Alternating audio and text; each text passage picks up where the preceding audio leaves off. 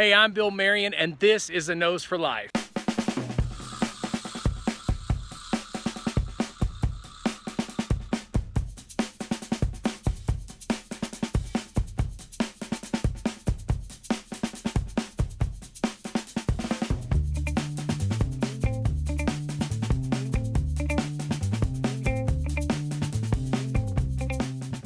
Hey, I'm Bill and you're watching A Nose for Life, and again we're going to the Cherokee National Forest to do some hiking today. I'm really excited about this video, so stick around.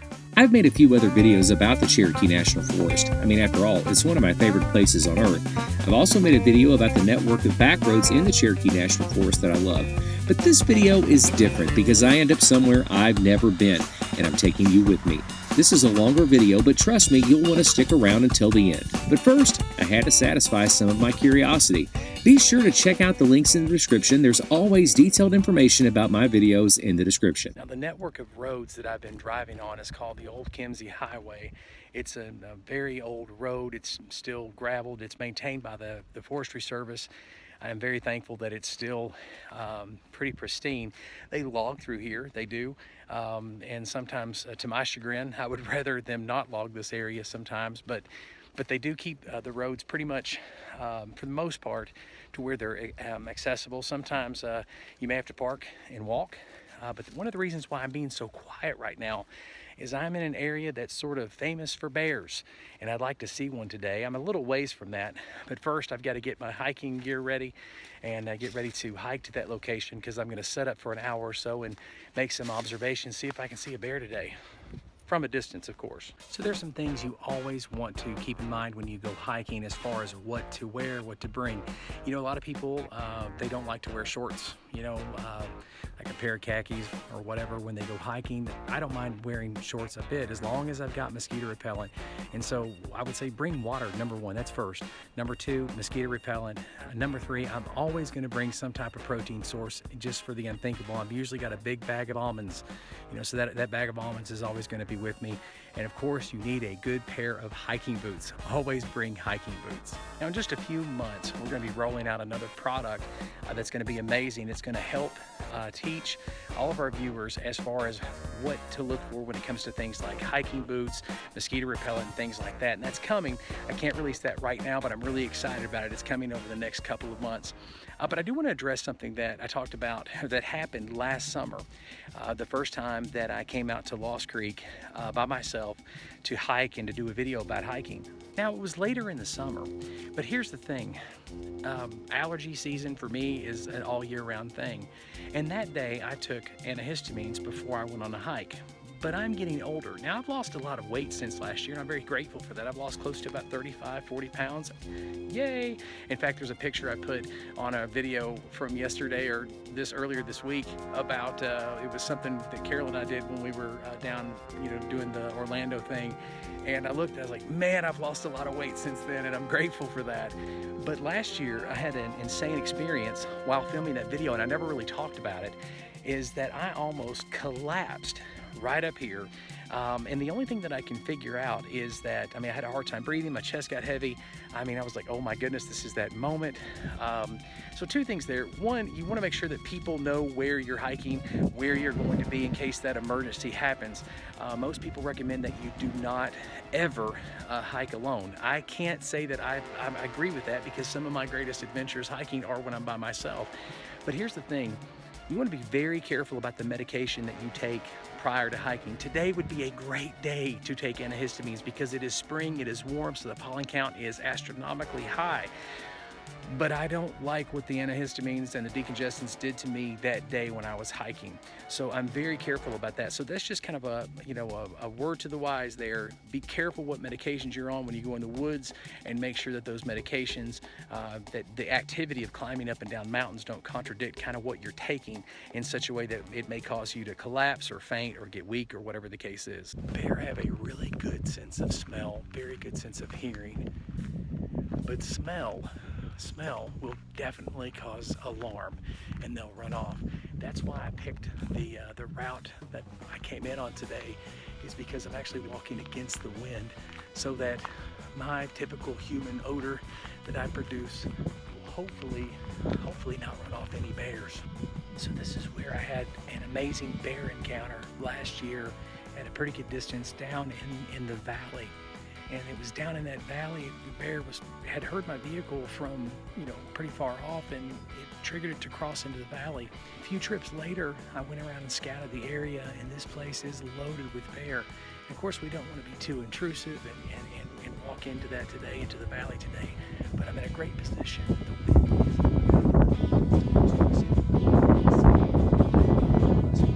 wind is I've got a deer calling with me to try to maybe bring in some game. We'll see what happens.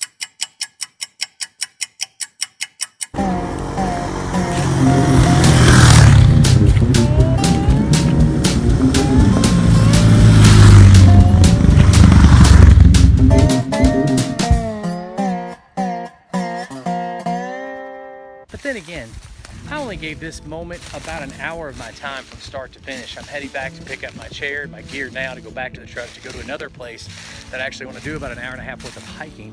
But I wanted to observe here for a while to see if I could find any bear, because I saw some last year. It was a great experience.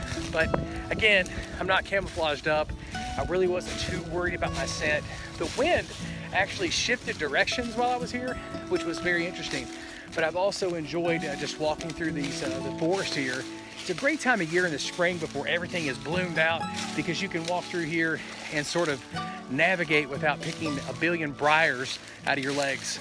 I see people wearing tennis shoes, running shoes, or cross trainers on trails in the woods, all the time. And there's nothing wrong with that. It really depends on where you're at and where you're doing your hiking. For me, I'm pretty much always gonna have a pair of hiking boots on in the woods, unless there's a couple of exceptions to that. And one exception is if I know the terrain well enough to know that, I have plenty of opportunity to see a snake before it comes out. That's one thing. And the other thing, there are some trails that even in the national forest, that you don't necessarily have to have hiking boots for. But I'm, especially if I'm going some places, or if I'm planning to go to some places that are in the deep woods, and just about every direction you go, as you can see behind me here, you're going into the deep woods. I want a good pair of hiking boots for the old snake that comes out. Might not necessarily protect you completely from a snake, but makes me feel better, if nothing else. But I'm going to take care of my ankles too, and make sure that there's support there. Ground, you can't always trust the ground that you're walking on. Remember, when you're in the forest, the ground can surprise you. And so I always like a good pair of hiking boots, something reliable, and you don't have to spend thousands of dollars or hundreds of dollars on a solid pair of hiking boots. This is a great observational point to look for wildlife down here in the valley. There's some saplings here. Right, if you can see where my hand is pointing to, I'm not sure if the camera will pick it up or not. We're trying to get some new camera equipment here soon. Hopefully God will provide. We'll have some new camera equipment where we can film better. So I've had a lot of people that have inboxed me and saying, hey, you need to use this kind of camera or this kind of microphone, and we want to, I assure you. So we're taking one step at a time, and it's happening. But anyway, down here where these saplings are, this is a great place to view wildlife. So if you're ever up in the Kimsey Highway network of roads that are back here behind Parksville, outside the Reliance area, that area, and if you want some general directions on how to get to this area, all you have to do is inbox me. My email will always be in the description. But this is a great place in the summertime. You set up a lawn chair, you look down into the valley, and you're real quiet. It's not a good place to come and make a lot of noise. You don't bring your little kids. You're quiet, and you watch your scent, the odor that you're putting out, and you'd be surprised at how many different species of animals will come out and into the open during the evening times and early mornings. Pretty amazing place. There are many plans right now throughout America, not just here in Tennessee, but throughout all of America, to not just limit access to places like this. That's been going on for years, but also to build roads through these areas, and that would be a shame, and I'm definitely against that. The roads that they're wanting to build, essentially to bring, in their words, the planners of these type of ideas, in their words, to stimulate economic growth. But these lands were set aside for you and for me, not for economic development, but for the nature of the land itself. And so that type of thinking, it sounds great on the surface, hey, it'll bring jobs. The reality is that it really only helps very small number of people. It helps developers, and I'm all for big business. I love business. Business is good. This is a business, what I'm doing right now. But you want business to help the most amount of people, because then you have a big economy, a huge growing economy. And ideas like that, they tend not to help the most amount of people in this community. I can't say that I ever get tired of coming up here. You know, I mean, it's off 64 highway in East Tennessee. You know, you get off 75, any of the exits, you can get to 64 highway. You take 64 highway all the way out, it goes into a 2-lane road. You can get there by coming through Reliance, which is one of my favorite ways, because I always stop by the Webb float service there and see my good buddy Harold Webb.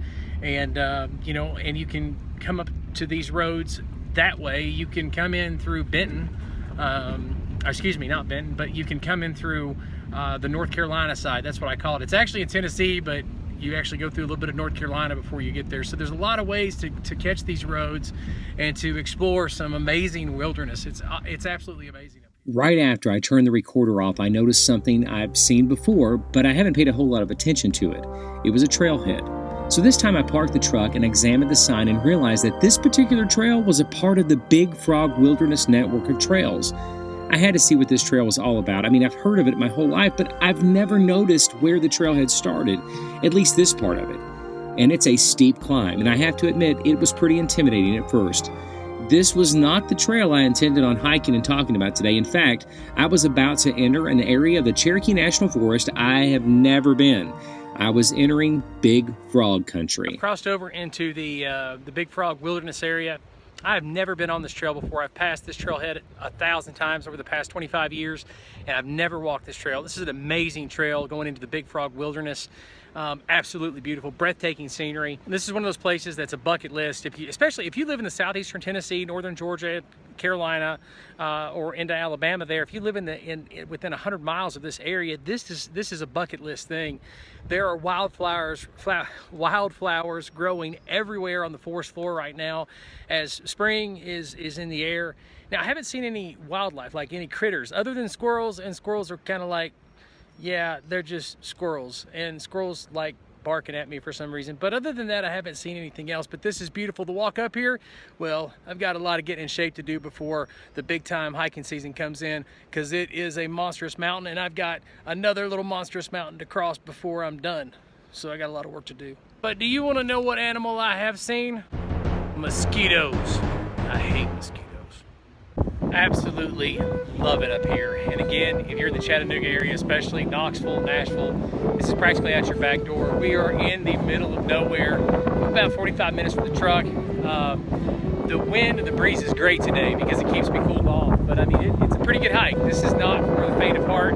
You need to do some stretching definitely, and a little bit of working out before you try this trail. This next hill that's behind me, it's a hill kind of on top of a mountain kind of thing.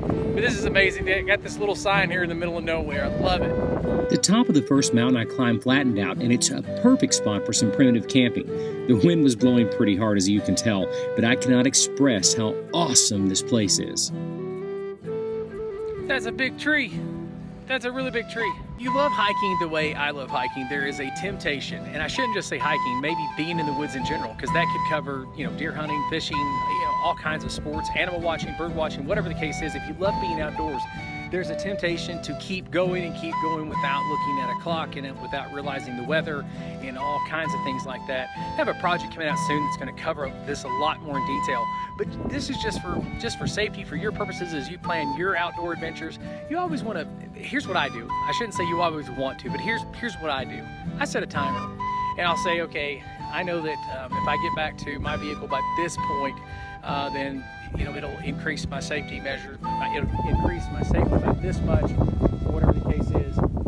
So I looked at my clock just now, and I have just enough time to climb another knoll before I start having to head back. So this is just something to think about. Set a timer, know your limits, know what you're able to do. But luckily, thankfully, I've got one more mountain to cross. That's an old song. Top of that other mountain. I have no idea how high I am right now on top of this mountain, but it's pretty high. The view is not necessarily restricted. It's just there's a lot of pollen in the air, so the view is kind of hazy as I look out of the valley. It's just about an hour and a half hike total, and it was pretty grueling, pretty tough on the old man, but it's amazing, great stuff. So I'm in the Big Frog Wilderness area. I'm in the middle of nowhere, but on this mountaintop I've got signal. My almonds. So here in the Big Frog Wilderness, outside the Cherokee National Forest, or actually within the Cherokee National Forest, I'm on another mountaintop here, and you can see the beautiful, majestic mountains behind me. You know, that would be the Parksville area towards North Carolina. It's absolutely gorgeous. The camera is never going to do this justice.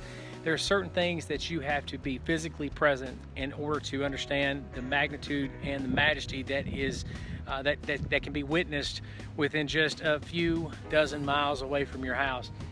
This has been a pretty tough hike, but you know, if you're in average shape, you can do it. So I wouldn't want to scare anyone away. You just want to take normal precautions. You bring plenty of water, plenty of something to eat. You know, in my case, I always use almonds. Almonds are a great source of energy. I even use a little honey sometimes. Not necessarily today, but sometimes I'll use honey and put that into the mixture. But if you, like, again, the view of the mountains behind me are just gorgeous. Every single hilltop offers its own unique view, and it's absolutely beautiful. Now here's something that's kind of interesting is we're definitely in bear country. You know, I was looking for bear earlier in this video, trying to find you know, to see if I could find a bear somewhere around the Lost Creek area, and the reality of it is I've seen more bear sign here on top of this mountain than I've seen the entire rest of the trip. I mean, there's bear scat, you know, and I was gonna take a picture of that, and I thought, you know, that might gross some people out, but it's fresh. It's from like this morning, so there's definitely bear up here, but I haven't seen any type of activity like that. I haven't seen any type of deer, but when I came up this direction, I did see wildflowers everywhere, so there's some type of a food source going on here, but maybe they're into something else, or maybe they're sleeping in today, or maybe I'm scaring them as I'm walking up the trail, who knows. But there's definitely activity that's been going on. I don't want to leave. I absolutely love it here. I'm walking back down the trail and just trying to make sure that I don't pass out. And actually, it's not that bad at all. I'm being funny, but I hear this crazy noise, and it sounded like a cross between a deer and a cow. And other than thinking it might be my stomach rumbling, because it may be, because all I've had is like almonds. But seriously, my mind went back to Matt Sieber and our video that we put up about Bigfoot. And I just want to say this: if there was ever a place a man should see Bigfoot, it should be up here. Because this place is, I mean, you're out like out in the middle of nowhere, man. So if there's a Bigfoot up in here, you just mind your own business. I'm gonna keep walking. One thing's for sure is that this hike definitely tested me today. You know, kind of my first hike of the spring season, and I was definitely tested. You know, it's all downhill from here, but man, walking up there, it was tough. And so I think in retrospect, I can't say that I would have done anything differently, honestly, because I love hiking. And I made it, it would have been fine. But here's what you got to ask yourself is, if you're in better shape, you can go farther in a shorter amount of time, see better things, see more views and whatnot, and enjoy the experience better. And so, you know, between this adventure and my next adventure, even though actually my next adventure is planned for tomorrow, but still, between these adventures and the adventures that I have coming this summer, the spring and summer and fall, definitely got to get in better shape, lose more weight, to become more active, to live life. That's what this channel is all about, is living life. And you can live life better when you live healthy.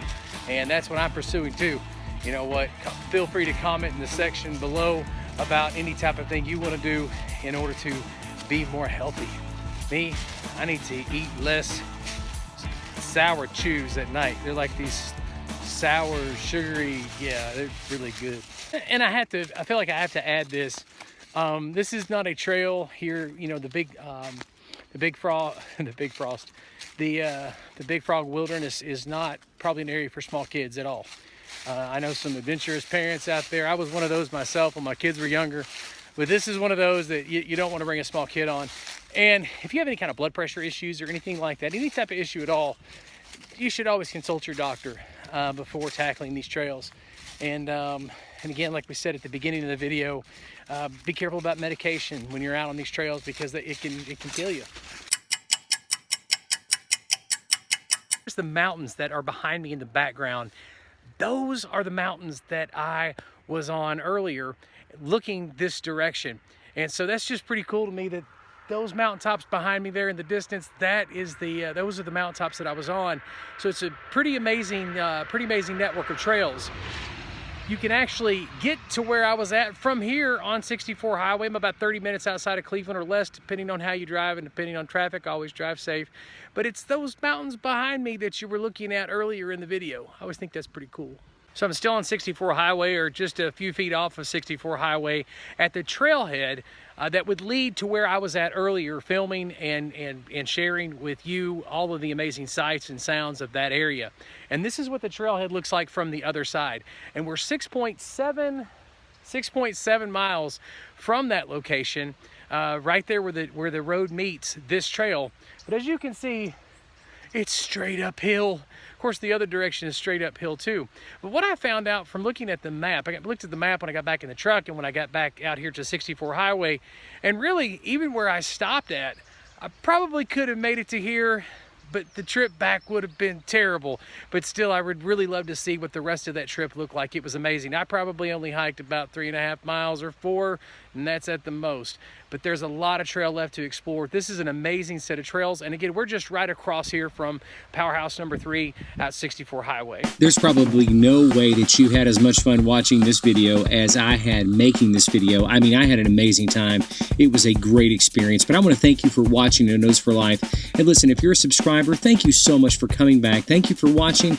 And don't forget to hit the like button and share this video to help grow our community. And by our community, I mean my community and your community.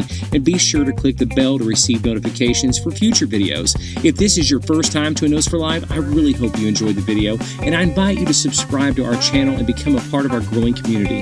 When you subscribe, I encourage you to comment and make yourself at home. And don't forget to click the bell to receive notifications. Again, thank you for watching. I'm Bill Marion, and this has been A Nose for Life.